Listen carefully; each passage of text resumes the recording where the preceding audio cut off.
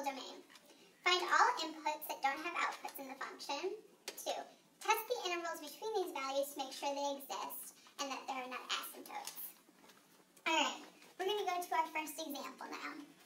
Example 1. This function is f of x equals x squared minus 4x minus 5. This is a quadratic function. As you can see, x can be anything, so there are no inputs that do not have outputs. Therefore, since x can be anything, all values exist. Therefore, the domain is from negative infinity to infinity. Note, always use soft brackets for infinity because infinity cannot never be touched. However, when you want to include a value in the interval, use hard brackets. Okay, now we're going on to example 2. F of x equals the square root of x plus 5. Alright, since inside the square root function you can never have a negative number, however you can have 0. Therefore, we know all the stuff inside the square root function must be greater than 0. Therefore, x or greater or equal to 0. X plus 5 is greater than or equal to 0. Therefore, we know that x must be greater than or equal to negative 5. We can therefore put the domain as negative 5 included to infinity. However, there cannot be any inputs that are less than negative 5 because if we were to have negative 6 plus 5, we'd have to have the square root of negative 1, which will not exist. Moving on to example 3. Now we have a little bit harder of a square root function. F of x equals the square root of x squared minus 3x minus 10. So first you want to find all critical values where x does not exist.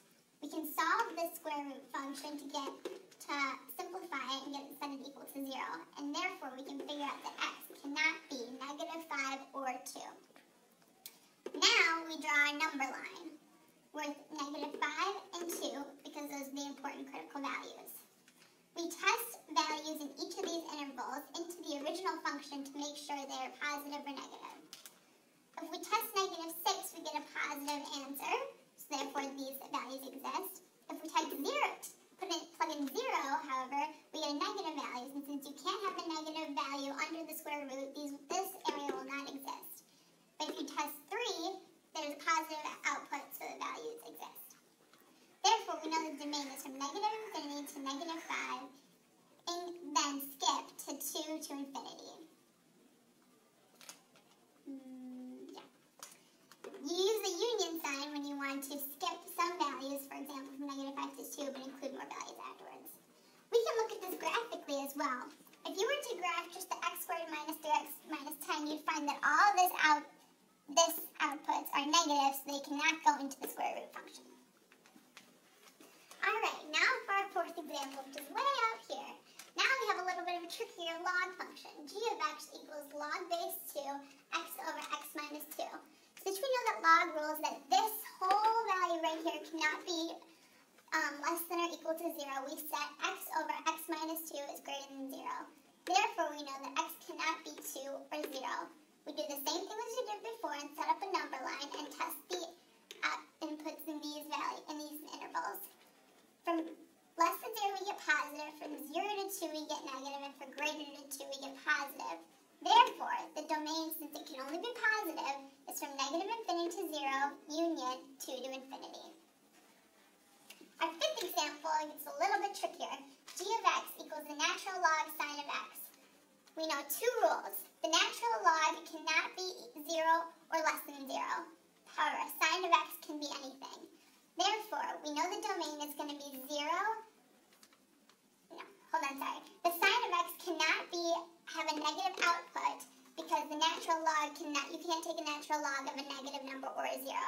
Therefore, we can have sine values from 0 to pi because those are when the outputs of sine are positive or greater than 0.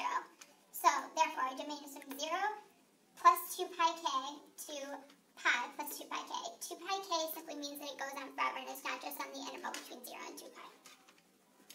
Our final example, d of x equals e to the sine of x.